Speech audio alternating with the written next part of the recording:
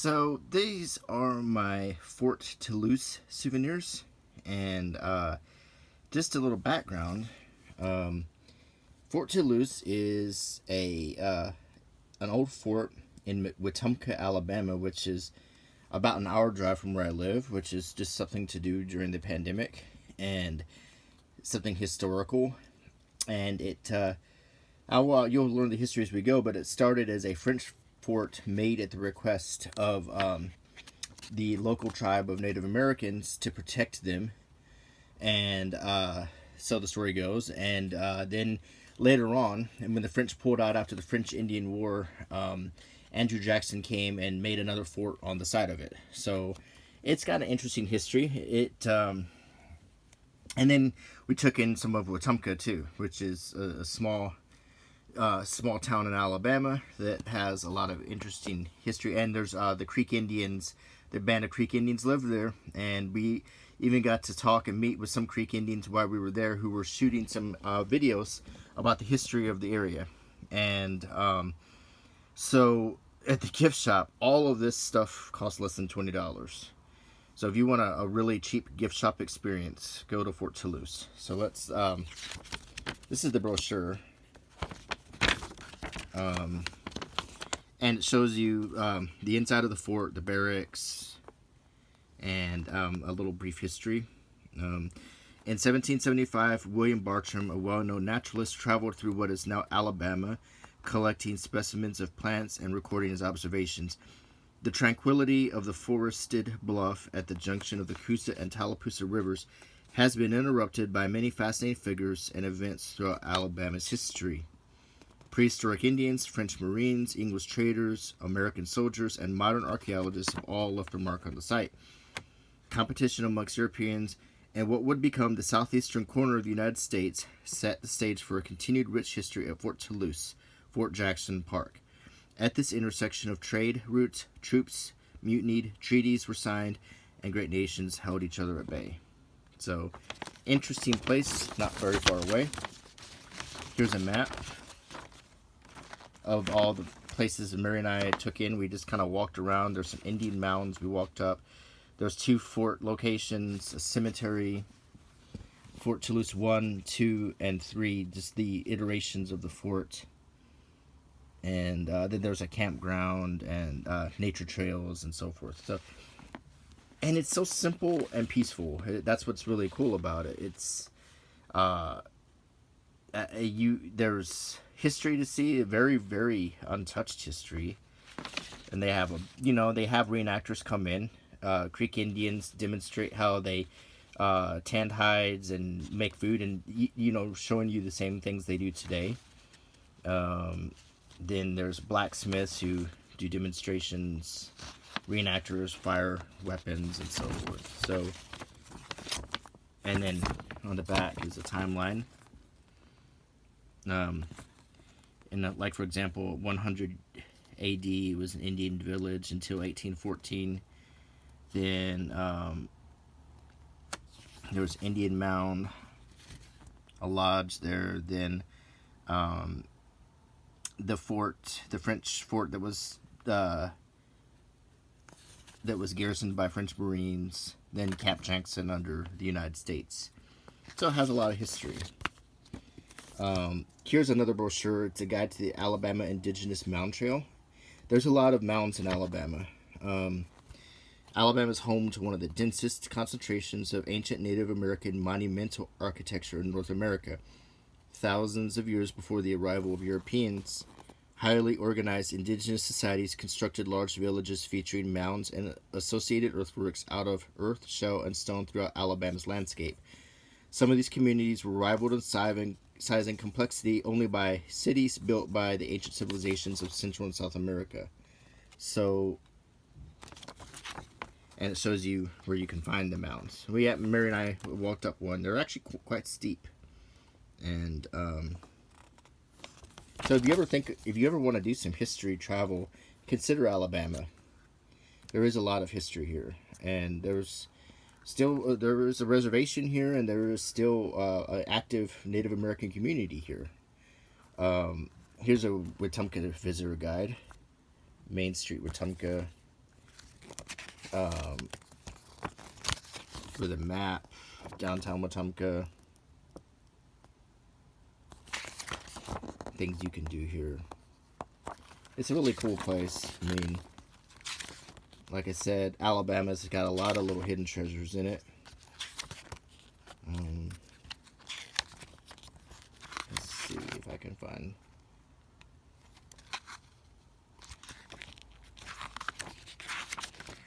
If you like thrifting, antique shopping, there's a lot of places like Wetumpka that you'd like. Impact Crater in Wetumpka. I need to go check that out. I didn't go there. I guess it's on private land. It's a small little town.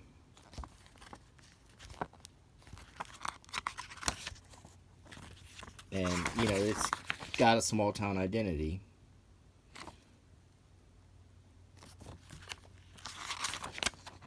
Oh boy. Alabama grown meats produce. That pie looks good.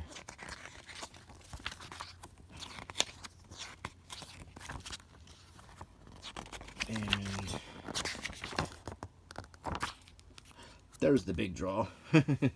Yeah, the Native American casino, the Wind Creek Casino and Hotel. You can gamble here too.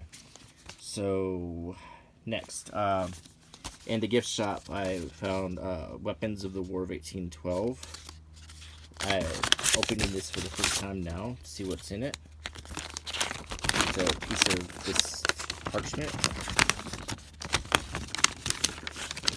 And it's something you could hang on your wall or give as a gift. It's very springy.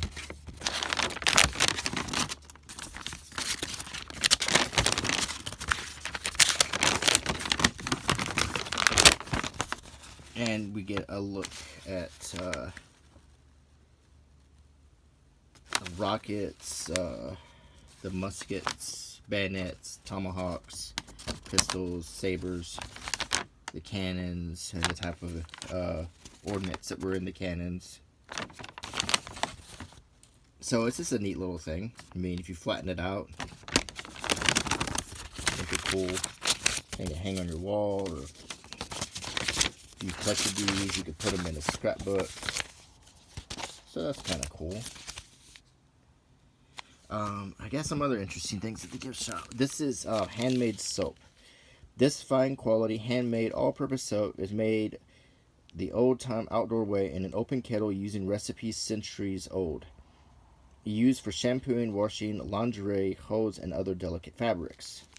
So we're going to open this little pouch and see what this soap is like.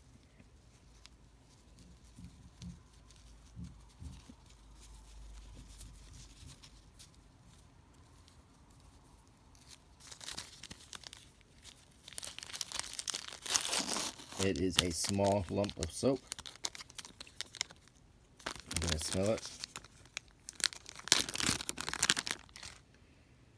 It has a very subtle scent. It doesn't have a harsh scent at all. I imagine it's not like lye soap or something, because I don't think they want people to get like skin problems after buying this and using it in a gift shop. It actually smells like a very, very delicate soap. So I don't know if this is truly like soaps back in the day, but it definitely looks good, but it doesn't smell very harsh, because I've smelled like real lye soap before, but this smells like, you know, something you could take a bath with and not be like itching or burning after you got done. This was really cool. This is a powder horn. It's real. They were selling all of these. They were very cheap. It's like $2, or maybe it was $5. I don't know, because all of this was less than 20. But these were all made out of real horns, every single one of them. This is not plastic. This is a real horn, and I was kind of surprised. And it's a real powder horn. I mean, you could use this. This is well crafted. And if you like black powder shooting, you could fill this up with powder and use it. Now, granted, real black powder shooters know that the powder horns they buy usually have a measuring thing on the tip, but this is the old-fashioned way of doing it.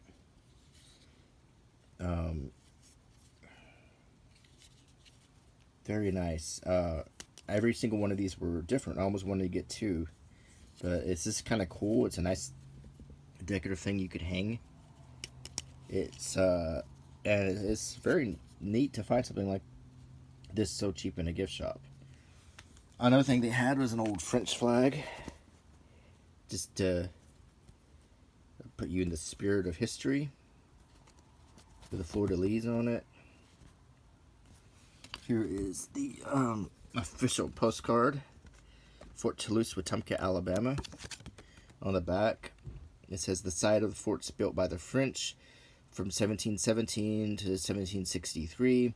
At least 30 forts were constructed on the site. The pictured buildings are replications of the 1751 French fort structures. Living history programs are presented at various times. This is your full disclosure postcard. No, we're not going to make you think anything here is real. I also got this scroll, which is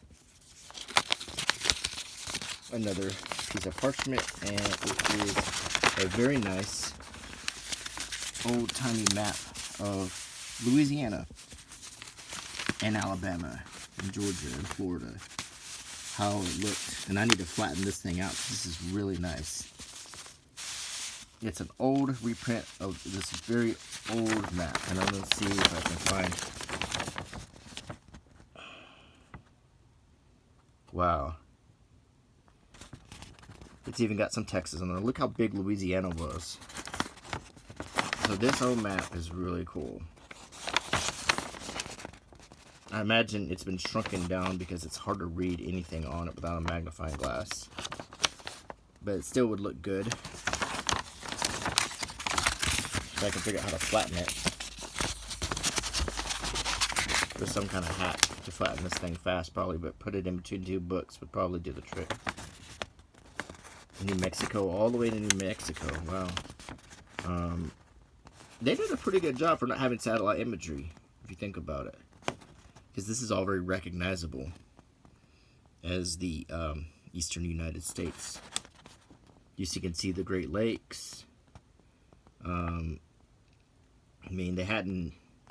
I think this is pre-Lewis and Clark, so they hadn't really explored a lot past out west, like Idaho and all that stuff, but very, very cool. And it just springs right back. This is interesting. It was $1. It's hand-rolled clay marbles, and I just wanted to touch these and see what they were all about. So I'm going to carefully open this pouch.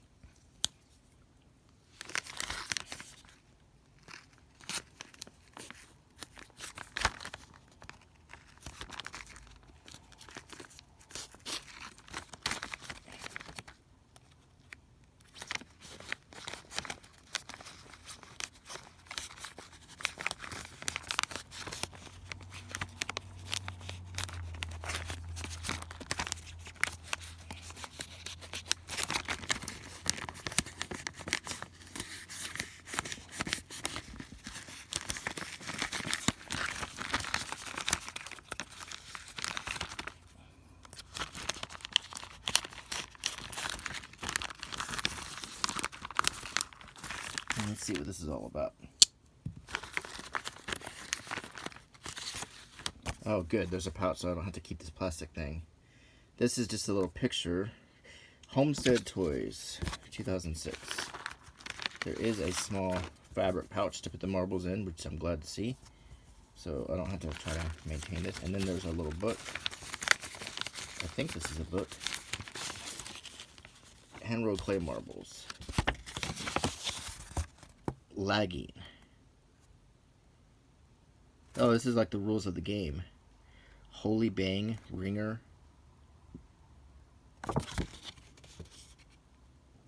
See inside for historical marble games. History of marbles. The game of marbles is centuries old and has been popular throughout the entire world. The earliest marbles were made of flint and stone and baked clay and have been found in excavated sites in Rome and Egypt. There are frequent references to marbles in Roman literature, and it is reasonable to assume that the Romans took this popular form of entertainment with them in all parts of the empire.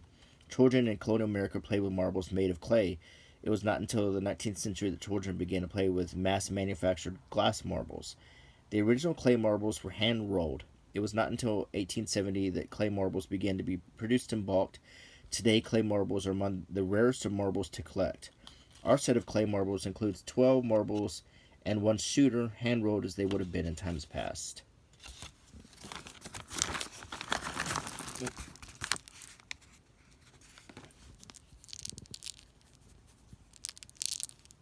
Wow. They feel really neat. And they're quite hard because you see them in the bag and you think these will break, but I guess they're baked, so they're kind of glassy. The big one is the shooter. This one. You can tell they're hand rolled because they're quite imperfect. But they feel neat and they're very cool.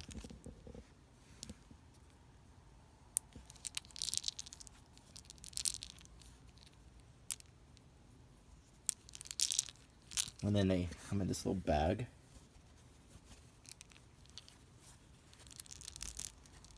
And you can put this thing in there if you want to keep the artwork. Well, now I have two little pouches. Okay, the last thing I want to show you is this Historic America Quill Pen, which also comes with some ink. The Goose Quill Pen. So I'm gonna look at this real quick.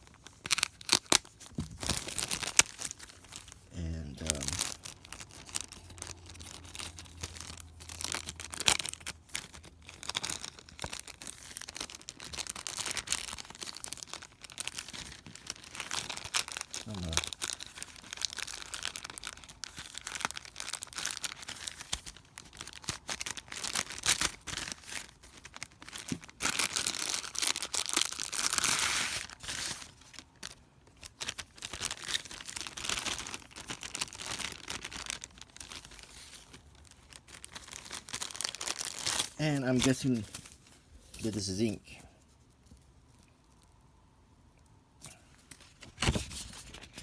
One drop of ink makes thousands, perhaps millions, think, Lord Byron. The Goose Quill Pen. Nothing has so affected our lives as the quill pen. These are the times that try men's souls when, in the course of human events, we, the people of the United States, it says to make the powdered ink, mix non-toxic ink with 1 ounce of warm to hot water, stir thoroughly, store in corked inkwell to prevent evaporation. Regular use and practice will enable your quill to write its best.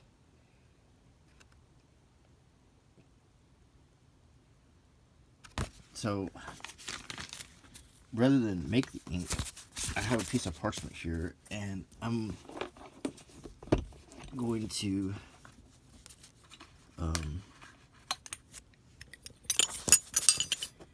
use some ink I already have. This is just good old dip ink in black.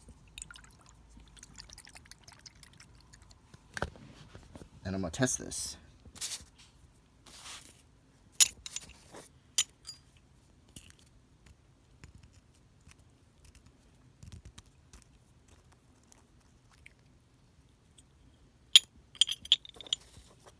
Very carefully make use of some of this plastic.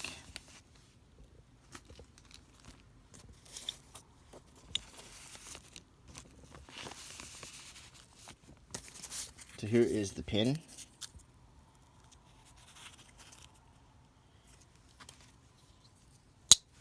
I'm going to put this powdered ink with my other ink so it doesn't get lost. And let's test it.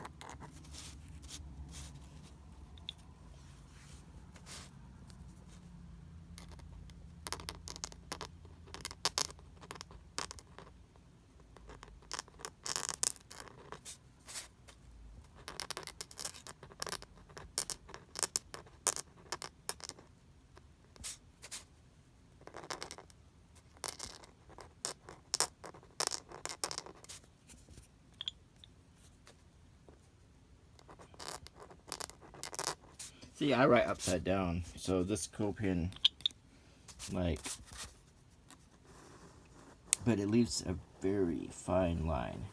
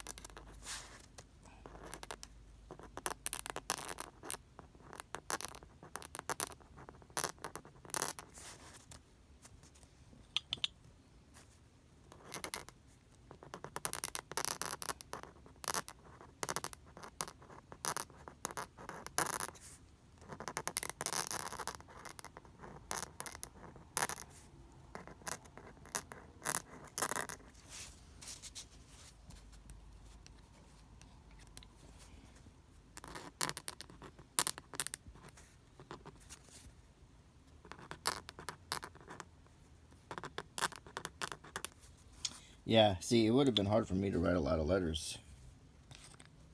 Um,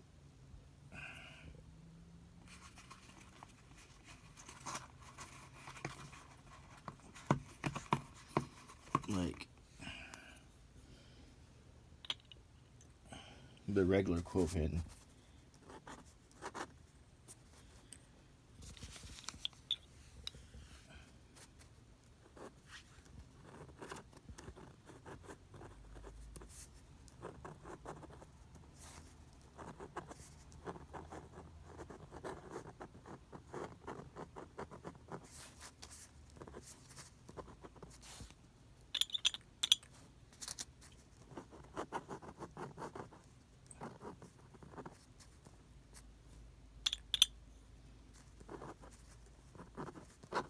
See, can you get a...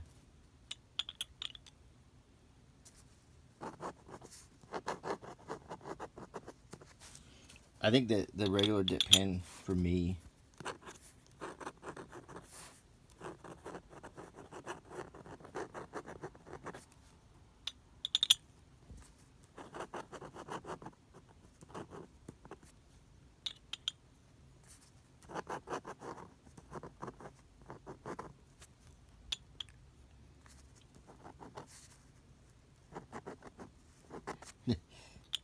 I think I write...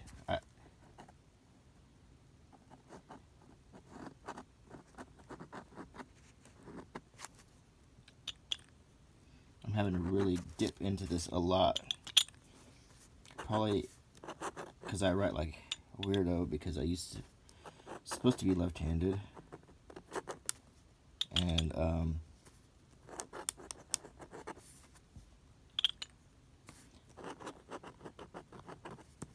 yeah, I'm kind of glad that we have regular pens nowadays, because I would have really been, yeah, I don't think I would have fared very well in the old days with quills and dip pens.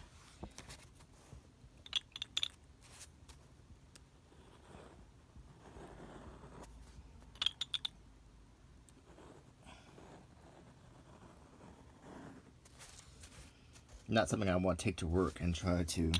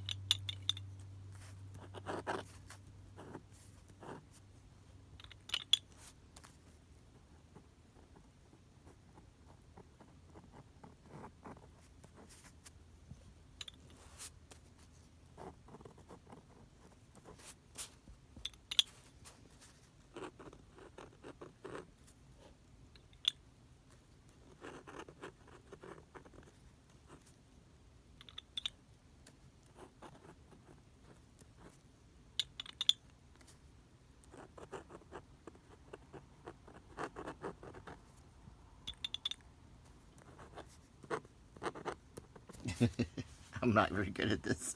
I'm sure someone is watching this right now and rolling their eyes, as they probably should be.